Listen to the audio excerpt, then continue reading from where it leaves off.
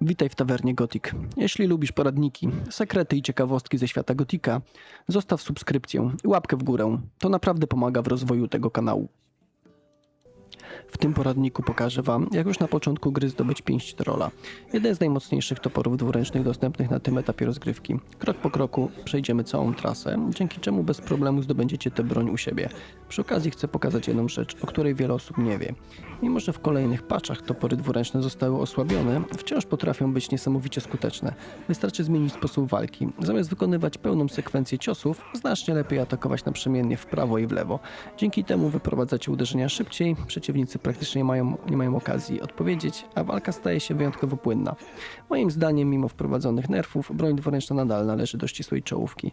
Najlepszych broni białych w Gothic Remake. Jeżeli chcecie zdobyć pięść trolla i zobaczyć, jak wykorzystać jej pełny potencjał, to zaczynajmy. Rozpoczynamy w ruinach klasztoru, gdzie w trzecim rozdziale przyjdzie nam zdobyć kamień ogniskujący wraz z Gornem. Wszystkie elementy, które wykonuję wraz z Gornem, przyspieszę, żeby po prostu byście mogli sobie zobaczyć mniej więcej, gdzie należy pójść, żeby na przykład zdobyć darmowy zwój przemiany chrząszcza. To zadanie możecie wykonać tak samo z Gornem, jak i bez Gorna na wcześniejszym etapie gry. Jedyną przeszkodą będą tutaj silni przeciwnicy. No i same wymagania toporu, które są dosyć wysokie, jak dla postaci w pierwszym rozdziale.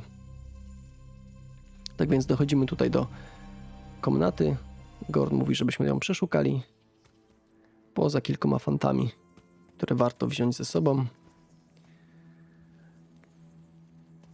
Jest tutaj również zwój przemiany chrząszcza. Znajduje się on w skrzyni. Tak jest, warto wziąć również klucz. No i po prostu teraz wracamy na górę. Również przyspieszę ten element. Po drodze oczywiście będzie kilku przeciwników.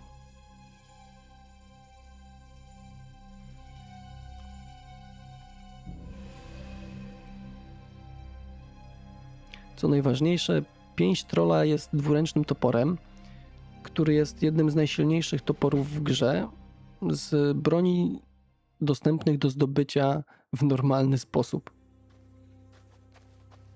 Tak, teraz tutaj należy podejść na lewo od bramy i przemienić się w chrząszcza, jak sugerują inni towarzysze. Wracając do pięści trolla, zadają 100 obrażeń. Silniejszy jest tylko topór Lee, który zadaje 105 obrażeń. Mają oczywiście różnicę 5 punktów siły w wymaganiach. Dla mnie tak naprawdę nie ma między nimi żadnej różnicy. Walczy się nimi praktycznie identycznie. Różnią się jedynie zdobieniem. Różnica polega na tym, że jeżeli chcemy zdobyć topór Lee, no musimy mu go odebrać siłą. Więc trzeba z nim wygrać. A po ostatnich patchach ma już naprawdę bardzo dużo punktów życia. Znaczy możemy tego dokonać oczywiście w późniejszych rozdziałach gry, ale pytanie, czy to jest tego warte? Moim zdaniem nie.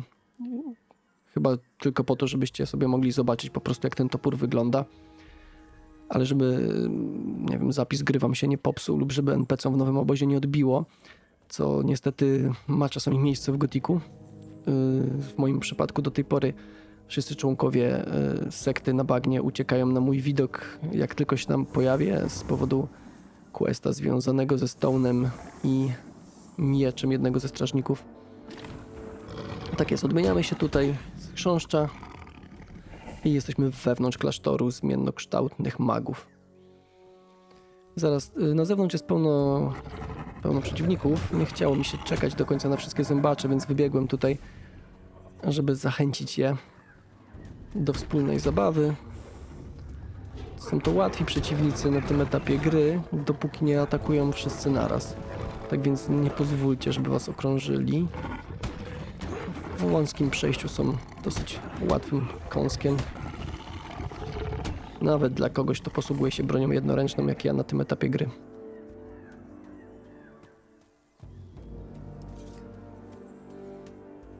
Tak jest. Teraz, żeby dostać się na górę, będziemy musieli pójść poniekąd dookoła. Z tej strony nie wejdziemy. Z tej strony również będziecie mieli zawalony mur. Więc tak, wchodzimy od tej strony bezpośrednio w prawo i tutaj mamy rozwalony mur.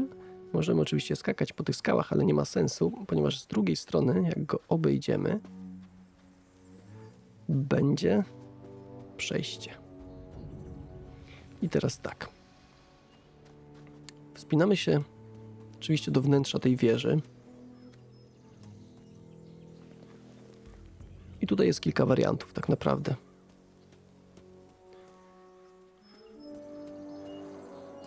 Postaram się pokazać wszystkie z nich. Możemy oczywiście zrobić tutaj parkour po tych dachach. Też za pierwszym razem tak robiłem i oczywiście da się tak zrobić. Co prawda nie jest to chyba przewidziane przez twórców, ale jak się przyłożycie, to można wszystko.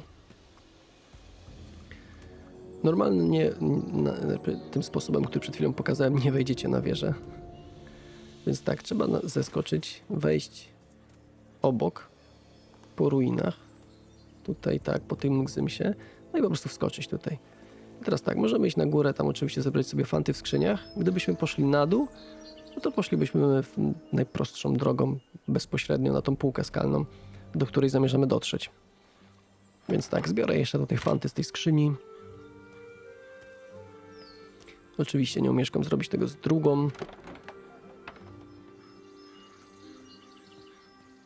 Gothic to jednak gra dla ludzi, którzy uwielbiają zbieractwo.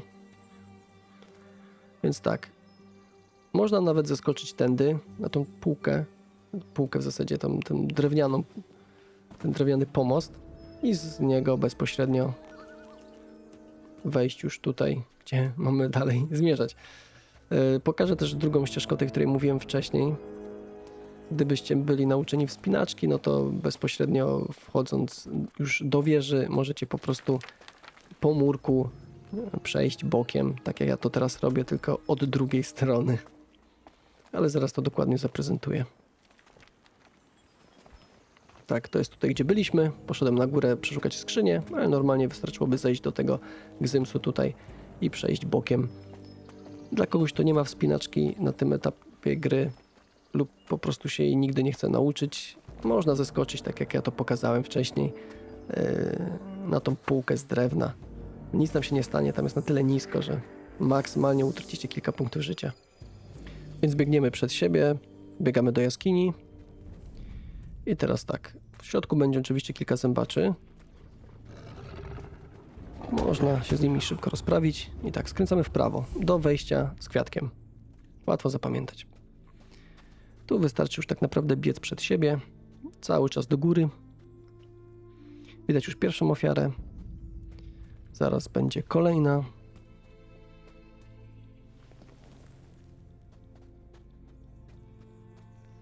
Tak, dokładnie tutaj. Widać, że ktoś został tutaj zaszlachtowany. W wnętrzu skrzyni jest oczywiście kolejny topór do stworzenia przy kowadle, ale jest on niewarty waszej uwagi. Wspinamy się na samą górę i tutaj jest to, czego szukamy. Pięść trolla. Najlepszy topór do zdobycia w grze. Oczywiście, nie cheezując. Więc tak. Mam nadzieję, że ten poradnik był pomocny i szybko dowiedzieliście się, jak zdobyć pięść trolla. Dokładnie. 100 obrażeń. Dzięki za oglądanie. Mam nadzieję, że ten materiał wam się podobał. To wszystko z mojej strony. Gdybyście mieli jakieś propozycje kolejnych poradników, piszcie śmiało w komentarzach i do zobaczenia w kolonii.